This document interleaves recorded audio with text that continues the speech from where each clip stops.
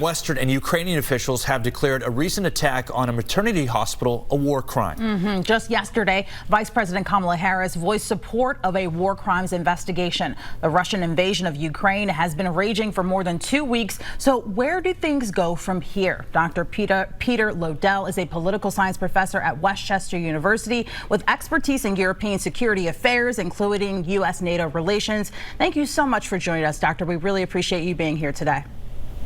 Thanks, Nick. Thanks, Amanda. Thanks for having me on this morning. Yeah, you got it. Let's start with the latest news, which is the pressure to investigate Russia for these war crimes. We just mentioned it a couple of seconds ago, Russia bombing a Ukrainian military hospital. Do you think a war crimes investigation puts any pressure on Russian President Vladimir Putin? Unfortunately, I don't think it's going to put much pressure on him. Calling these things war crimes, I think, is an important step. It's important to kind of move forward with any kind of process of investigation. What about NATO? Is there anything they can do to kind of maybe put some more added pressure on Putin? It's a good question. I think at this point, other than the steps that have already been taken with NATO forces, pushing more NATO troops into the so-called forward presence in Eastern Europe, the Baltic states, kind of beefing up U.S. military deployments into some of those NATO partners. And President Biden kind of drew a very sharp line in his State of the Union address that no inch of NATO territory could be attacked or invaded. But the U.S. and NATO is doing everything it can to avoid direct engagement, including this debate about whether to send Polish aircraft, fighter aircraft, the MiGs, to the Ukraine. And you can see how delicate a situation that is and how careful both sides are on that matter. Yeah, let's talk a little bit more about President Biden. He announced the U.S. would cut off oil exports from Russia. What kind of effects will this have on Russia, and will this do anything to stop them? I think, unfortunately, in the short term, it's not going to have any kind of great impact. Russia is one of the world's biggest oil exporters. We only get a small fraction of that. Most of the oil flows to China or to Europe. Europe hasn't decided to cut off any of the oil or gas exports at this point in time.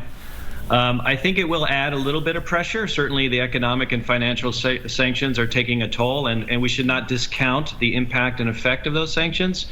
But I don't think they're going to have any kind of immediate short-term effect on Putin or his decision-making, unfortunately. And more about Putin now. Obviously, he's making it very clear that he's not holding many punches back with some of the tactics his military is using to this point.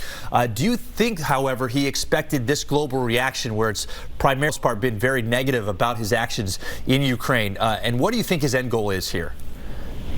Great questions. I think he underestimated the reaction, kind of the unity among Western allies, Europe, NATO, and other international partners. I think he was looking back at previous invasions of Crimea, Georgia, where sanctions or, kind of resistance to those efforts was kind of lukewarm, or even just outright kind of differences of opinion among the United States and its European and NATO partners. But I think that's changed. I think notable is Germany, where you see Germany cutting off, at least temporarily, its Nord Stream gas pipeline, deciding to boost military spending, which is really a very significant decision in the German kind of political context, as well as Germany shipping directly to Ukraine weapons. So this is quite notable. I don't think we should underestimate that, and I think Putin also underestimated the unity and kind of consensus approach of the Europeans and the United States towards containing Russian aggression. Right. All right.